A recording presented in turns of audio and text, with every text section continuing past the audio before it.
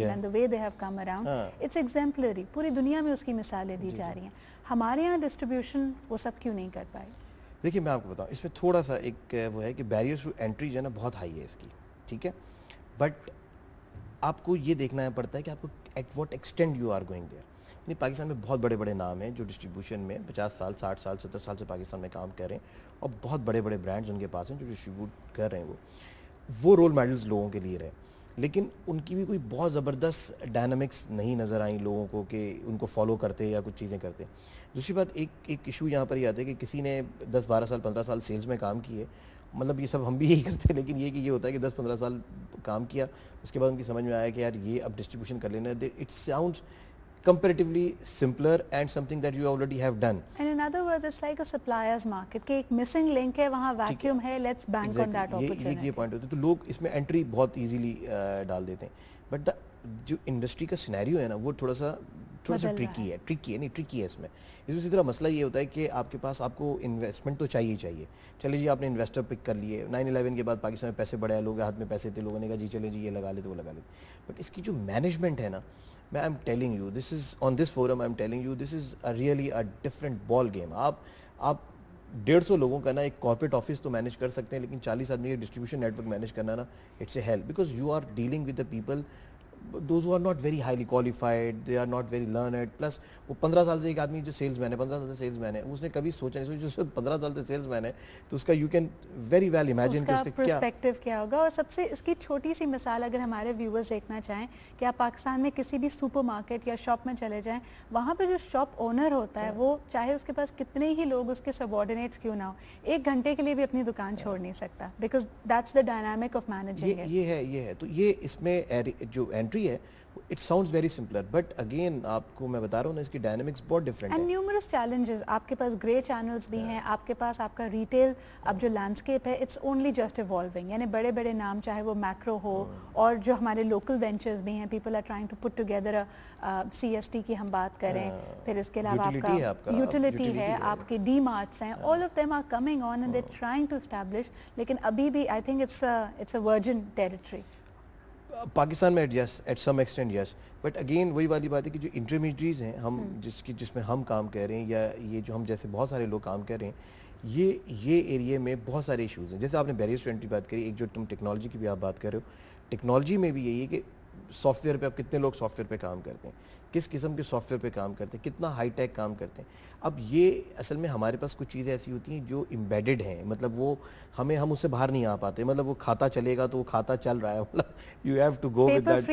Paper free आप हो ही नहीं सकते. फिर सकते. आपने जैसे बताया कि अप नॉर्थ में अगर हम डिस्ट्रीब्यूशन की बात करें, वहाँ that cost of HR has gone up. अरे HR की तो बहुत ज़्यादा कॉस्ट हो गई. ये अर्थक्वेक का जो डिमाइस है उसके बाद तो प्रॉब्लम ये हुई कि मतलब प्रॉब्लम ज़ाहिर है सबके साथ था, उनको भी प्रॉब्लमेटिक एरिया था उनके लिए.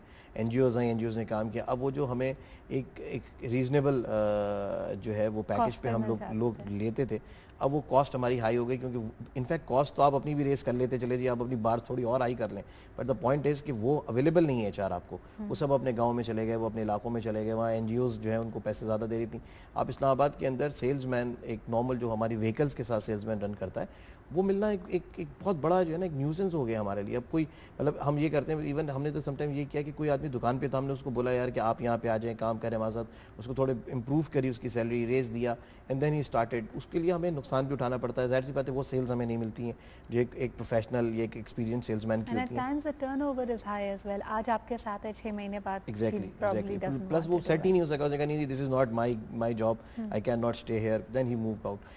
एक और पॉइंट जो बड़ा इंटरेस्टिंग है यहाँ पे, मैं आपने जो मेट्रो की एग्जांपल दी, पाकिस्तान में ये जो है, पाकिस्तान में it's a virgin market so far, but ये एक बहुत बड़ा चैलेंज है डिस्ट्रीब्यूशंस के लिए. और जैसे वही बैरियर्स की आप बात कर रहे हो ना, तो बैरियर्स क्योंकि हाई एंट्रीज इस वजह से ही हो गई हैं कि अगर आप अपने आप को वेल इक्विप्ड नहीं करते हो, आप ग्रिप नहीं होती है अक्रॉस पाकिस्तान, आप कॉस्ट को मैनेज नहीं करते हैं, आपकी administratively if you are not sound, तो फिर प्रॉब्लम क्या आता है कि प्रॉब्लम ये आती है कि ये जो मैक्रो है, मेट्रो है, ये जो मार्केट्स आएंगी, ये मार्केट्स आपको डेफिनेटली जो छोटे डिस्ट्रीब्यूटर्स हैं उनको जो है वो डेफिनेटली जो है कैनिबलाइज कर जाएंगी, उनको खा जाएंगी. So these hyper markets can be a threat to some. Hyper markets threat, this is wholesale market, like जो मैक्रो और मेट्रो पाकिस्तान के अंदर है होलसेल मार्केट. तमाम अच्छी बड़ी कंपनीज़ ने इनको डायरेक्टली टैप किया हुआ है. डिस्ट्रीब्यूटर के थ्रू नहीं टैप होती हैं ये जितनी भी, जैसे यूटिलिटी का जो चैनल है, companies, most of the companies are not going through the channel of a distributor, they are directly going to the utility stores. And obviously these huge companies and these huge networks are also coming with their own infrastructure and logistics. And a कि very हम good खुद अपने infrastructure. Trucks को वो भेजते हैं, load करवाते हैं और अपनी आउटलेट्स में very मंगवा good लेते हैं. infrastructure और बड़ा. So these are obviously the challenges, the barriers. Sakhar Saab, thank you so much for taking our time. Unfortunately, it's all the time we have, but it has been a very healthy discussion. और इंशाल्लाह ताला आने वाले programs में, because you're also a career counselor, you've been teaching for so long. हम मुख्तलिफ हमारे issues आते हैं, youngsters हमें लिखते हैं कि they're fresh grads और इस हवाले से उनके बहुत problems होते हैं. We'd be troubling you with one of those issues very soon. That will be my pleasure. Thank you so much for taking our time. And that brings us to the end of our show. लेकिन once again we'd like to encourage all the feedback and interaction that comes our way. इसके लिए अब आपके पास एक नहीं दो तरीके हैं. First of all, you can write into my email address for the show, that is corporatecoffee@ptv.com.pk. इसके अलावा the other way which I've suddenly found to be more popular और लोगों के लिए काफ़ी आसान भी है, there's a group by my name, Sidra Iqbal, on Facebook. You can be a part of it. You can send us in your feedback about it. इसके अलावा आप हमें ये बता सकते हैं किस टॉपिक पे आपको अच्छा लगा बातें सुन के, और इसके अलावा कौन सी वो आने वाले इश्यूज़ हैं जिसके बारे में आप मज़ीद जानना चाहते हैं. All that and more in Corporate Coffee. लेकिन आज के लिए इतना ही. Please take very good care of yourself and always make smart choices in life. Allah Hafiz.